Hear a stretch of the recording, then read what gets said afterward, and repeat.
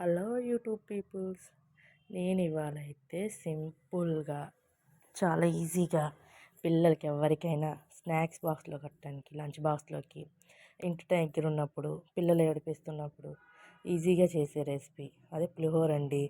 నిమ్మకాయతో చాలా సింపుల్గా అయిపోతుంది. ఒకసారి ట్రై చేసి చూడండి. ముందుగా కడాయి పెట్టుకొని ఆయిల్ హీట్ చేసుకొని తాలిం ఎండుమిర్చి వెల్లుల్లి వేసుకొని కొంచెం ఎగనివ్వండి. కొద్దిగా కరివేపాకు, తాలింపు గింజలు వేసి మరి కొంతసేపు వేగనిస్తూ ఉండండి. మధ్య మధ్యలో కలుపుతుండండి, లేకపోతే మాడిపోద్ది పోపు. అలా వేగాక కొంచెం పసుపు,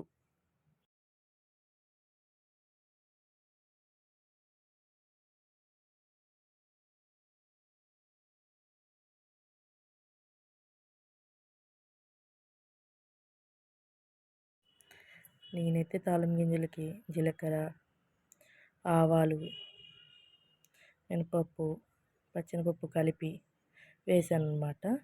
అంటే విడివిడిగా క్వాంటిటీలో తీసుకొని ఇంటి దగ్గర కలిపేసుకుంటాం. తాలింపు గింజలు అలాగే పసుపు,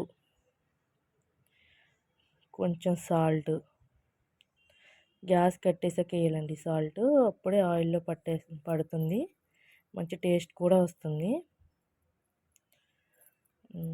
మనం రైస్ ముందుగానే ఆరపెట్టుకోవాలి. అప్పుడు కొంచెం చల్లారితేనే మనం కలుపుకోవటానికి చేతితో హీట్ అవ్వకుండా ఉంటుంది. ఈ తాలింపునంతా రైస్లో వేసేసుకొని బాగా మిక్స్ చేసుకోవాలి. ఆ రైస్ మొత్తం పట్టేయాలన్నమాట తాలింపు. అప్పుడే మంచి టేస్ట్ వస్తుంది.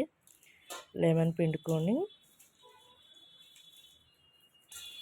టేస్ట్ చూసుకుంటే ఎంతో టేస్టీ అయిన నిమ్మకాయ పులిహోర రెడీ అవుతుంది.